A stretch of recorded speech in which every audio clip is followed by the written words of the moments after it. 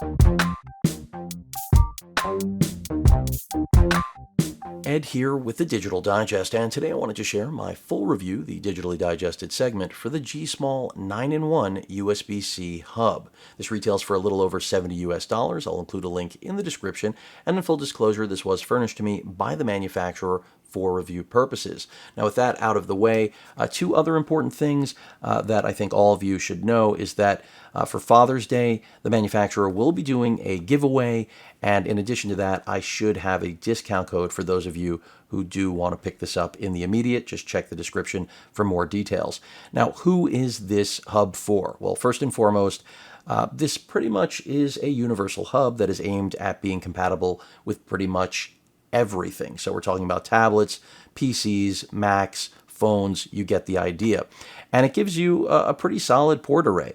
Of course, Type-C, two USB 3.1 Gen 2 ports, which max out at 10 gigabits per second, which is very good. It's basically, one step below Thunderbolt performance, which for most people is more than enough throughput. And then you also have two USB 2.0 ports for peripherals, things like, mice, keyboards, those things.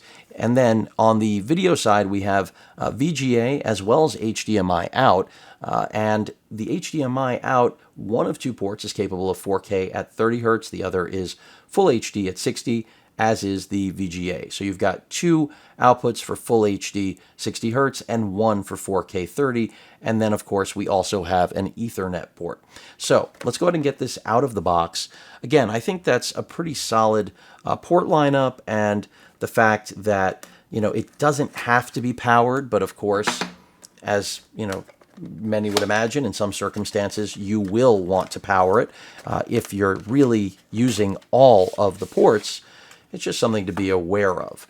So, as you can see, the first thing out of the box is actually a CD, believe it or not, which is not something you're going to see that often. So we've got our manual, and by the way, something that everyone needs to know is that you will want to grab the driver for this device before you start using it, and I'll include more information on that. That is specifically a driver that I've seen before, and they may actually detail it right here on the box.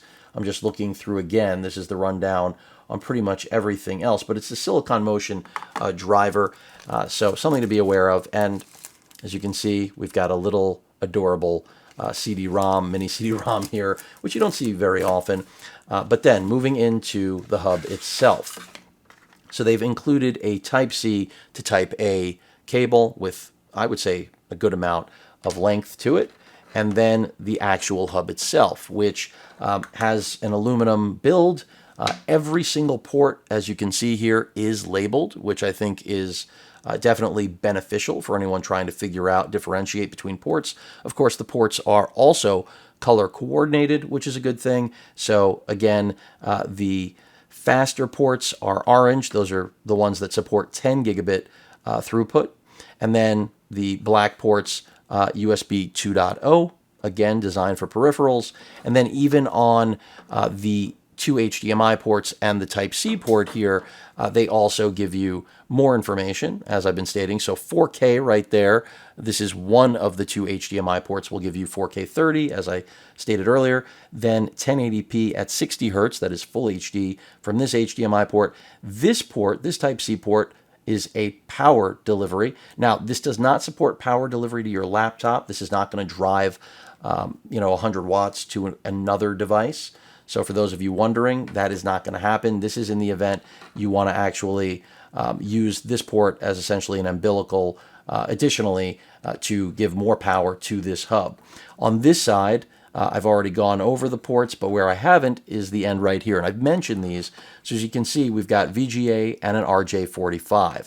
I mentioned earlier the VGA, while many of you, some of you may not even know what a VGA port is, this is still a standard in the business world and in many classrooms, schools, college, and otherwise. Full HD at 60 hertz, so this is ideal when hooking up to usually projection systems, but much older monitors do still support it.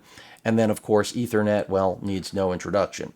And then what they've done here on the cable you're going to connect to your device of choice, and this is truly the umbilical, because this will provide power to the hub from the device you're connecting it to, and you'll only really need to power this hub in the event the device that you've connected it to can't provide enough power for the hub itself. So you do not need to carry around a dedicated power supply, but it's just something to be aware of. So natively, of course, we have Type-C. But let's say you have a laptop or a phone that doesn't support Type-C, or a tablet even. Of course, you have Type-A connectivity as well. So that's definitely a good thing that they've included it. And that pretty much rounds out the unboxing. Let's move to actually using the GIISSMO with some different devices so you can see how it actually works. Now that we have the Silicon Motion driver installed, the GIISSMO 9-in-1 hub is ready to be used. So let's start with a portable display. I've already connected this HDMI cable to this UPerfect 15.6-inch 4K touchscreen display. It does happen to have a built-in battery, so that means by simply connecting this HDMI port to the 4K HDMI port, we're going to have the ability to either duplicate this display or extend it. Now I'm going to go with extending it. That makes the most sense. And you can see, boom, we're in business.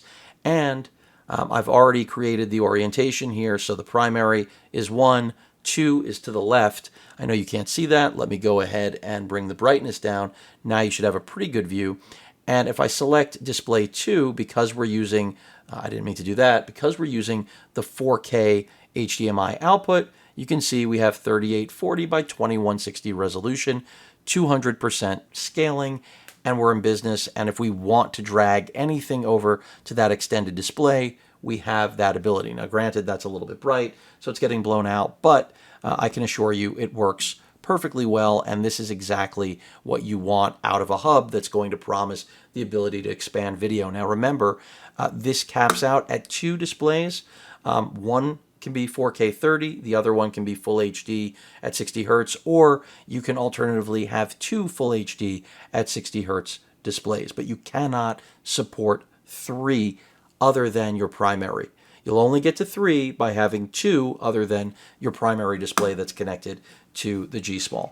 Now, with portable monitors already a go and working perfectly well, and at 4K, let's get to storage. So card readers, something that is not on board the GIISSMO, is yet another thing you're likely going to want to use. So I've got a cable here, which is ideal, and I'll try to include a link in the description for this cable, because you'll need it with the GIISSMO hub to really get the most out of it. This is a Sabrent cable that's Type-C at one end, Type-A at the other, but with an adapter. So, if you need it to be Type-C, it can. Very similar to what GIISSMO has included with their hub. So basically, in this case, I'm going to be taking this pro-grade card reader, inserting my Type-C cable, and then inserting the Type-A into the GIISSMO hub. Now, if you're wondering why, it's because those 2 orange high-speed 3.1 ports are what we want to use. So I'm going to go ahead and connect that. Remember, that's the way you're going to get the best throughput from the Type-A USB connectivity on this. And you can see already on my laptop, I've got folders that have populated. Let's go ahead and just try to transfer one item. So this is 5.66 gigs. Let's go ahead and drag that to the desktop. Now remember, the throughput here is going to max out at the capability of the card that it is pulling data from.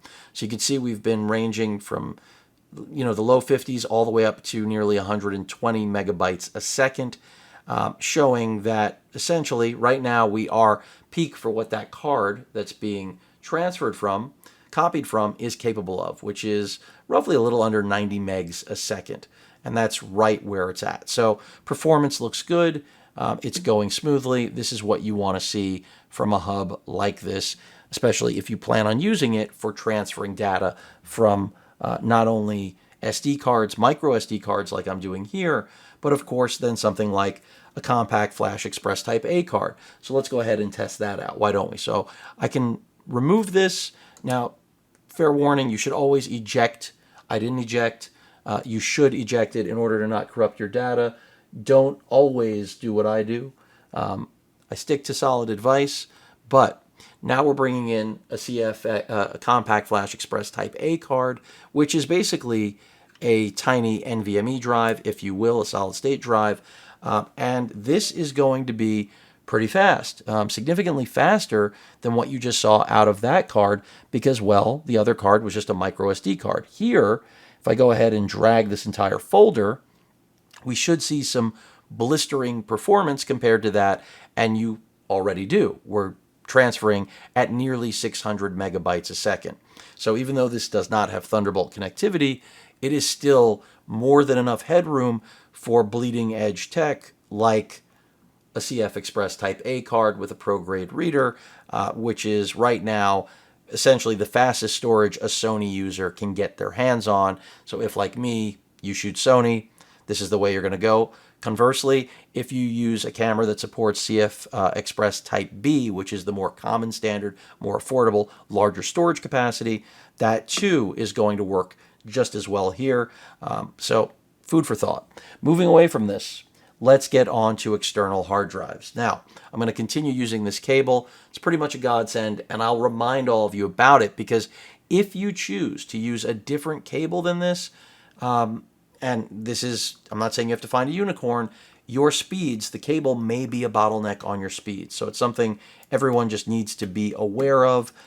Let's go ahead and take a look at some Sabrent hard drives. So I have an NVMe 4 terabyte drive here. Great drive. Sabrent makes a lot of great ones, but this is particularly solid because it's got great storage capacity and, of course, very fast speed. So fast that you can edit 4K video right off of this drive. So I'm going to plug that in, and it should populate. It has, and immediately we have access to a wide array of files here from my channel. So let's go ahead and just pull one of those 25 gig files and throw it onto the desktop. We'll see what that transfer speed is like. Again, I'm expecting really solid speeds. We're starting out at a little over 200. I'm expecting us to top out at around 600 to 700. We're still working our way up. We're at about 530, almost hit 600 there. And we're peaking right around 500 to 600 megs. Now, technically, this drive can achieve 1,000. I generally see it hover between 600 and 800 megs. So this is performing, again, as expected, a little under 600 megs. That is not something where I'm going to look at the GIISSMO hub and say, what's going on? If anything, we may be topping out on the speeds that this particular cable is capable of. So just food for thought there. Now, I have this 8 terabyte Sabrent NVMe drive that is one of my favorite pieces of tech on the planet. I'm going to go ahead and plug this in and see if we can connect. Now, this is designed to work with Thunderbolt as well as 3.1 connections like we have here. So we're going to see if it can function. It may not. It really depends on the hub itself. So let's go ahead and connect this and see if it works. Now, I've tried this with other cables on other machines, and it doesn't always, and that's why I figured it would be a good test just to see if it plays nice with the hub. Now, when you go direct with this, it will generally always work, but as you can see, it is working. And if I go ahead and just try to drag this onto the desktop, now this I have not optimized performance for, which is something you need to do inside of the device manager, but we're still getting roughly the same speeds, which in my opinion reinforces the fact that it's about the throughput of this particular cable. We're at a little over 600 megs. This is a faster drive, but performance seems to be basically a wash. So again, we've got a drive that's a hybrid, capable of Thunderbolt as well as the 10 gigabit speeds the GIISSMO supports, and it's working just fine, as is the traditional Type-C 3.1 drive over there. So good performance across the board. Now let's talk about just something as simple as charging devices. So I've got my Mobvoi TicWatch right here. It has its own proprietary charger, Type A. Let's go ahead and connect that. Now, this is a good example of not needing those Type A ports with the higher throughput. So I'll leave this connected.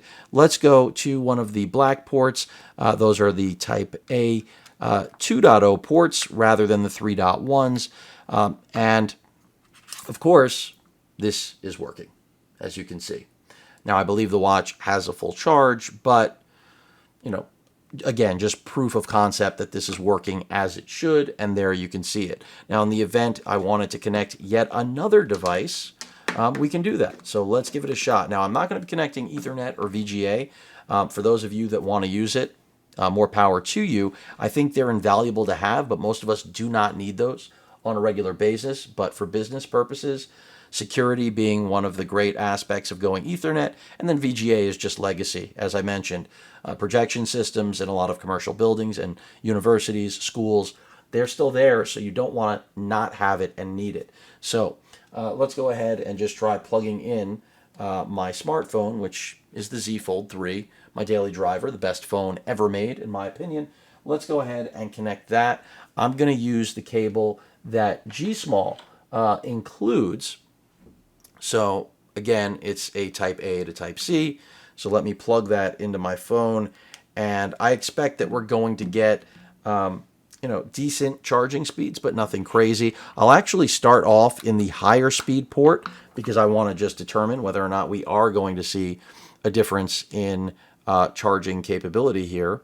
Now, interestingly enough, this cable included by GIISSMO is not delivering anything to the phone. Let's see if I go ahead and go to the Type A port, 2.0 port rather, which is generally better for peripherals, and see if that delivers a charge. That too is not providing anything. So I'm going to say that's a matter of the cable. And this is one of those things, folks, where you need to be aware.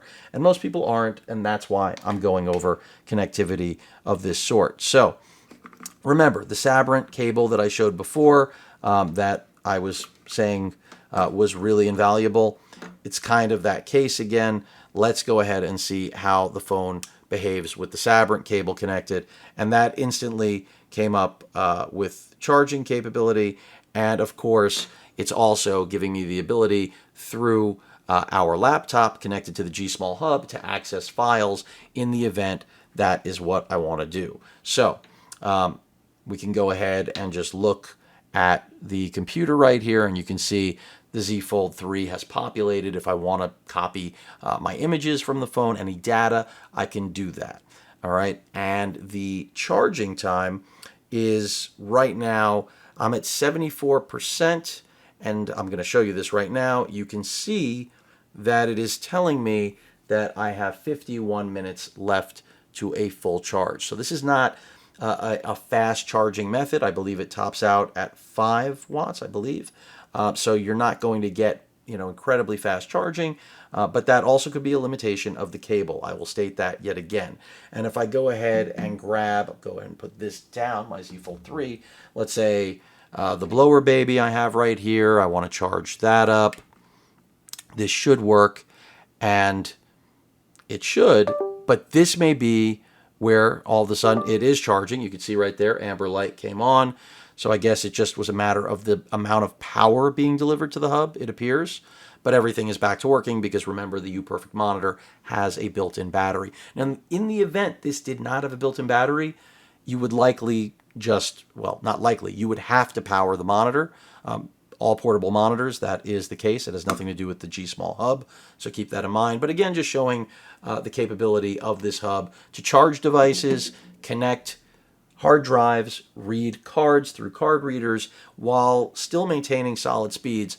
And I think that the hub still comes in at a very palatable price.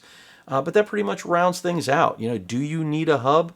If you do and you don't need Thunderbolt and you're looking for something that I would call fairly affordable at its price, competent, it's going to give you a wide range of connectivity, and it is marketed as a universal hub, and I think you can see why. Whether it's charging devices, transferring data, even the ability really to use this to edit with drives like these NVMe drives, you are getting high enough transfer speeds over those orange 3.1 Gen 2 ports that you really can edit 4K directly from a drive. So just food for thought, and then those legacy ports are never a bad thing to have. So I'm going to go ahead and disconnect this from the Lenovo. By the way, a great laptop for anyone wondering. I'm going to go ahead and close this up. And really what it comes down to, again, is what you're looking to get out of a hub. This is compact. I mean, it's essentially, the size a little bit longer than a credit card, but very similar in length. Seems to have solid build quality.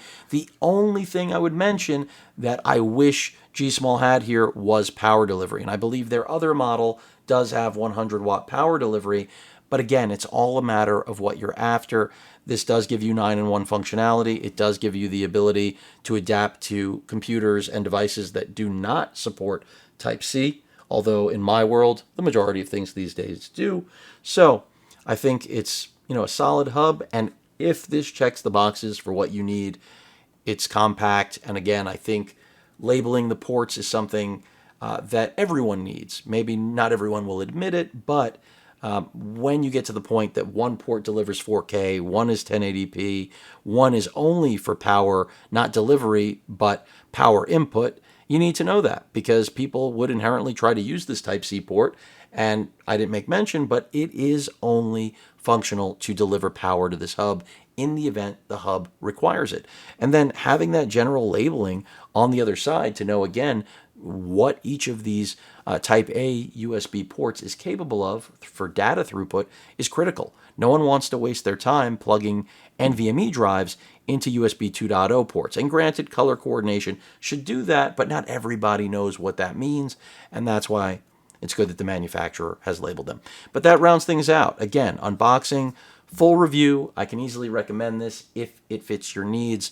I would have trouble recommending it if it didn't live up to its promise of throughput delivery on those USB ports, and if it wasn't capable of delivering the video output as per the manufacturer's claims. But it has delivered on all of the promises that GIISSMO made. And remember, that is the pronunciation. I didn't make that up. It may read like GIISSMO, but the manufacturer assured me it's GIISSMO. Any questions or comments? Actually, before I get to that, remember what I mentioned before about the discount code as well as the giveaway that they'll be doing. But, that rounds things out. Any questions or comments, please feel free to post them. Hit that like button.